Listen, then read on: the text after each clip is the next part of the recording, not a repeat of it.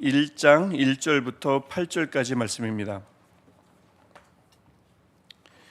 열왕기하 1장 1절부터 8절까지 말씀,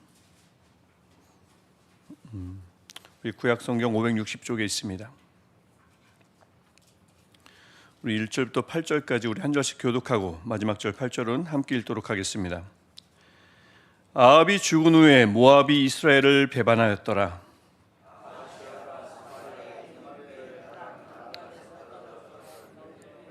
사자를 보내며 그들에게 이르되 가서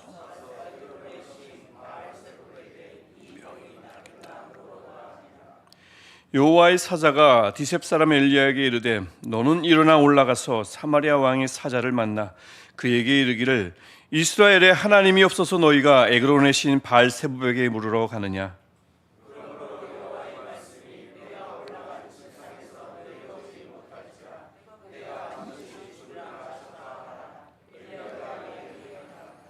사자들이 왕에게 돌아오니 왕이 그들에게 이르되 너희는 어찌하여 돌아왔느냐 하니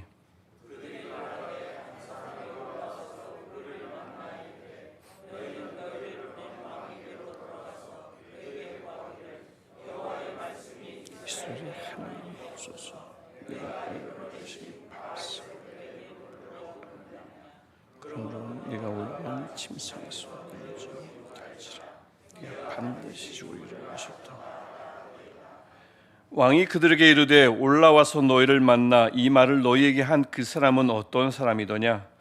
그들이 그에게 대답하되 그는 털이 많은 사람이니 허리에 가죽띠를 띠었더이다 하니 왕이 이르되 그는 디셉 사람 엘리야로다. 아멘. 우리 새벽 예배 본문, 말씀 본문이 생명의 삶 큐티 본문이듯이 우리 아시죠? 그래서 베드로 전후서에 이어서 다시 열왕기상 지난번에 보았던 그래서 열왕기 하를 오늘부터 이렇게 보게 되었습니다. 우리 기억하시는지 모르겠습니다. 열왕기 상은 22장에서 여호사밧 이야기와 또 아하시아 이야기로 끝났죠. 근데 거기서 끝나자마자 이제 열왕기 하를 보면 다시 그 아하시아 이야기를 다시 거론하는 것을 볼 수가 있습니다. 오늘 말씀이 그렇습니다. 그래서 1절을 보면은 역사상 가장 악했던 아합이 죽었다라는 것이 상반절에 나오는데 그것만 보면 가장 악한 왕이 이스라엘 역사상 가장 악한 왕이 사라졌으니 뭔가 희망을 이야기하는가 싶지만 사실은 그건 아니죠. 우리가 22장, 그러니까 열왕기상 22장을 보았기 때문에 그가 어떤 자인지를 아시아도 아버지 아합 못지않게 악한 자였지 않습니까? 그래서 우리 열왕기상 22장을 상기하는 차원에서 보시면 22장 52절을 보면 그가 여호와 앞에서 악을 행했습니다. 그래서 아합의 길, 여로보암의 길을 그대로 따라갔다고 하는데 특별히 아합의 길은 바알세불을 섬긴 거고요. 여로보암의 길은 베델과 단, 예루살렘에 하나님이 계신데 그곳에서 사람을 보내면 사람을 빼앗길까 봐 내 사람들을 지키기 위해서 베델과 단에 뭘 만들었습니까? 금송아지를 만들었습니다. 우상이 아닙니다. 사실은 여호와를 상징하는 뭔가 형상을 만든 겁니다. 다른 신을 만든 게 아니고요. 여호와를 상징하는 형상을 만든 겁니다. 하지만 하나님은 형상 만든 것 자체를 금지하시죠. 근데 여호와를 상징하는 금송아지를 베델과 단에 만들어 놓고 사람들을 그곳으로 인도했습니다.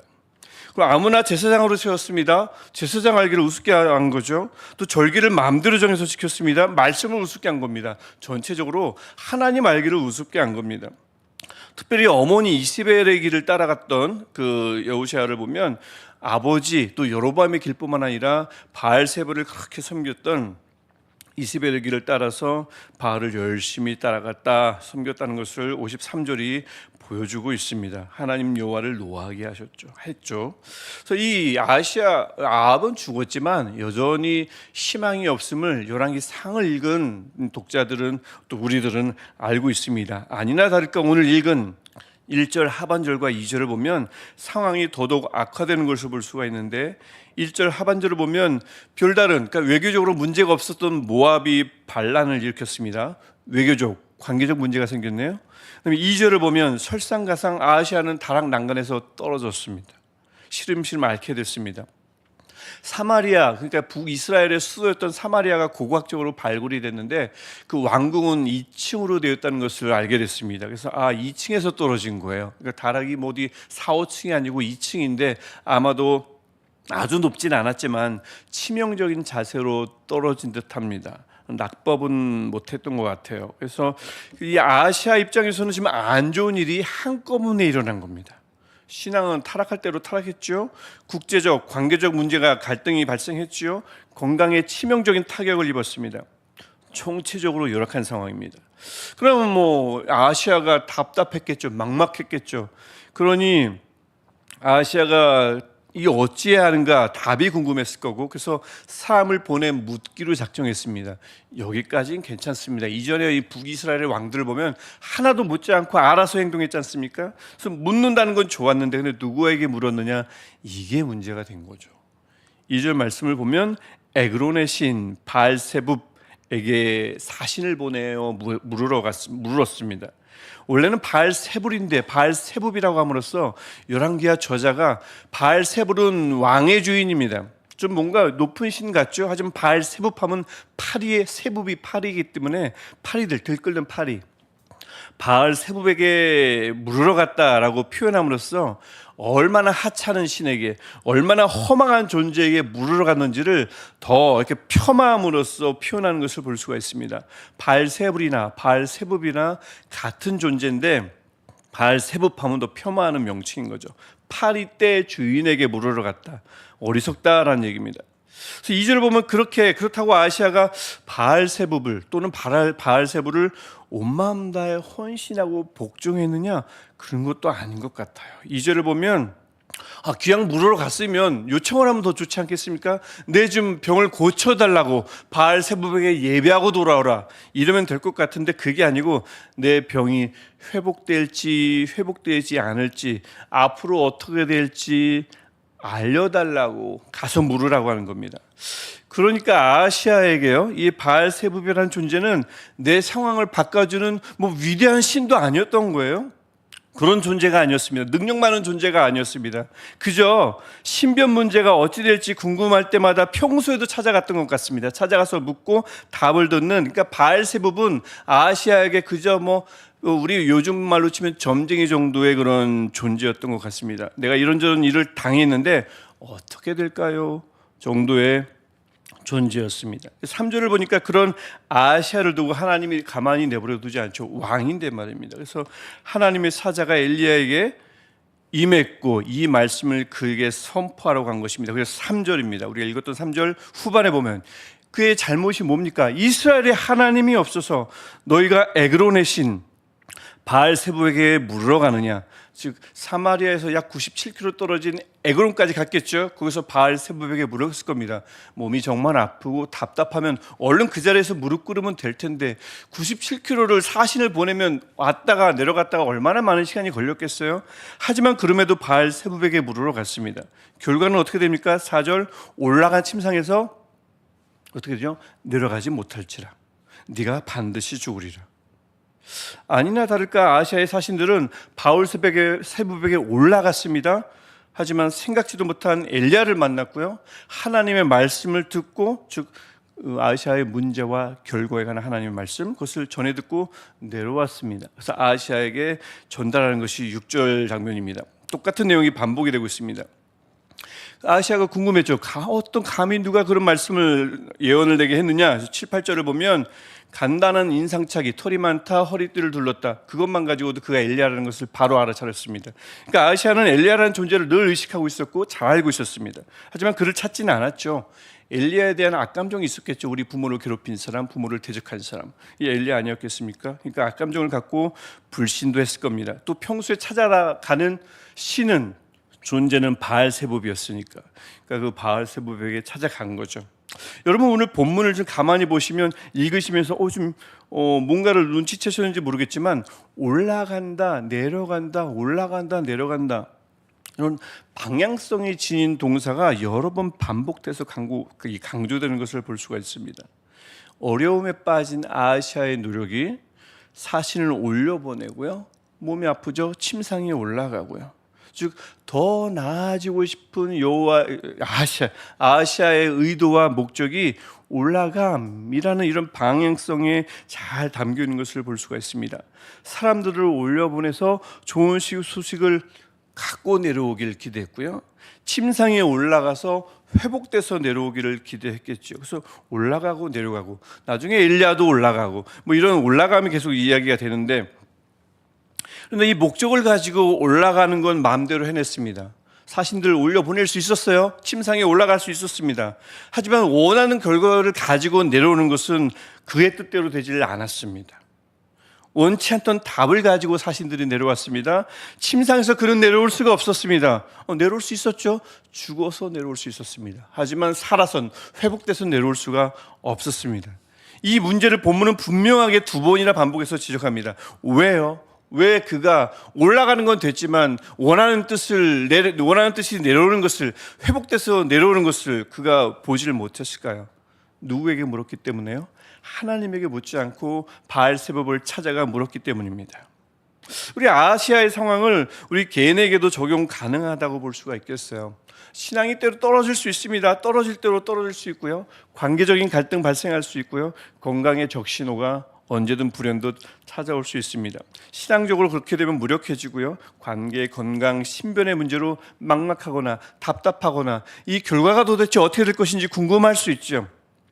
오늘 본문은 그럴 때, 누구든 그럴 때 이렇게 하라고 아주 강력하게 말씀하는 하나님의 말씀입니다.